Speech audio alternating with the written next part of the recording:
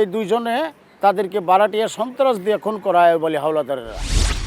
আইয়ুব আলীর লুটপাটের তদন্ত হয় এবং সেই তদন্তের সত্যতা পায় সমাজসেবা অধিদপ্তর। তারপরও একেবারেই ধরাছোঁয়ার বাইরেই রয়েছেন এই আইয়ুব আলী সিন্ডিকেট। শুধু তাই নয়, অন্ধদের সম্পত্তির বিরোধ নিয়েও হত্যাকাণ্ডের ঘটনা ঘটেছে। 2010 সাল, বছরের শেষ ভাগে কার্যনির্বাহী পরিষদের নির্বাচনে খলিল কামাল প্যানেলের কাছে পরাজিত হন আইয়ুব আলী ও মিনহাজ উদ্দিন প্যানেল। 2011 সালে হত্যাকাণ্ডের শিকার হন সংস্থাটির তৎকালীন মহাসচিব এম খলিলুর রহমান। তার কিছুদিন পর নিজেকে মহাসচিব ঘোষণা দেন আইয়ুব আলী। দায়িত্ব নেবার পরপরই সংস্থাটির প্রধান কার্যালয়ে অন্ধদের জন্য কেনা প্রায় $1.5 কোটি টাকার মেশিনারির জিনিসপত্র ও আসবাবপত্র বিক্রি করে দেন আইয়ুব আলী। বন্ধ করে দেন অন্ধদের সকল প্রকল্প, ভাড়া দিয়ে দেন ট্রেনিং সেন্টারটিও। এমন সব অভিযোগ আমরা পাই।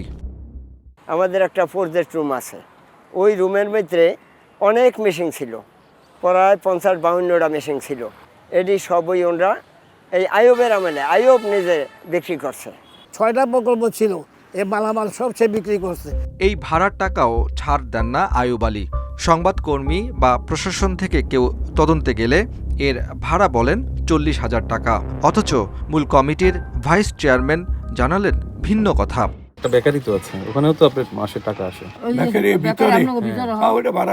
তো ওখান থেকে তো টাকা আসে মাসে 1.5 লাখ। খলিলুর রহমান হত্যাকাণ্ডের মামলায় আইয়ুব আলী অন্যতম আসামি ছিলেন, কিন্তু অদৃশ্য ক্ষমতার জেরে খালাস পান তিনি। অপর আসামি মিনহাজ উদ্দিনকে যাবজ্জীবন সাজা দেয় আদালত। পরে হাইকোর্ট থেকে আবার খালাস পান মিনহাজ। রাত 8টার সময় এম খলিলুর রহমান সাহেবকে ডেকে নিয়ে আইয়ুব আলীর বাসায় ডেকে নিয়ে এরা দুইজন উপস্থিত, এই দুইজনে তাদেরকে বারাটিয়া সন্ত্রাস দিয়ে খুন করা হয় বলে হাওলাদারেরা। আইয়ুব আলী মিনহাজ গ্রুপের বিরুদ্ধে অভিযোগের শেষ নেই। 2011 সালে ক্ষমতা পেয়ে বিক্রি করে দেন কেরানীগঞ্জের অন্ধদের স্কুল ও হাসপাতালের জন্য কেনা 42 কাঠা জমি। জালিয়াতি করে এই 42.5 কাঠা জায়গা তারা বিক্রি করে দেন। এ ঘটনায় মামলা হলে সিআইডির তদন্ত রিপোর্টের উপর ভিত্তি করে আইয়ুব আলী ও মিনহাজ উদ্দিনকে 2 বছর সাজা দেয় আদালত। ওই মামলা এখনও চলমান রয়েছে। 2011 সালের 6 জুলাই দুপুরে অন্ধ সংস্থাটির কার্যালয়ের ভিতরে ইদ্রিস আলী নামের এক অন্ধকে হত্যা করা হয়। অভিযোগ রয়েছে এ খুনের পেছনেও রয়েছে আইয়ুব আলীর হাত। উনি তো একটা তেরাস সৃষ্টি করে ফেলাইছে, কারণ 2টা খুনের আসামি উনি, কিন্তু উনি বলে খুন করে নাই, কিন্তু আমরা তো সহজেই জানি 160 করেছে। এরপর ওনারে আমরা সাজা দিতে ব্যর্থ হয়েছি, আমরা ন্যায় বিচার পাই নাই। 2011 সাল থেকেই মূলত আইয়ুব মিনহাজের বন্ধুত্ব 2017 সালে গিয়ে দ্বন্দ্বে রূপ নেয়। হঠাৎ করে মিনহাজ হয়ে যান আইয়ুব আলীর শত্রুপক্ষ। এর নেপথ্যের কারণ জানতে মিরপুর 2 নম্বরে মিনহাজ উদ্দিনের বাসায় হাজির হয় টিম তালাশের সদস্যরা। অন্ধ মিনহাজ এখন গুরুতর অসুস্থ। তার স্ত্রী জানালেন, লুটপাটে বাধা দেয়ায় মিনহাজকে হত্যা করারও চেষ্টা করেছিলেন আইয়ুব আলী।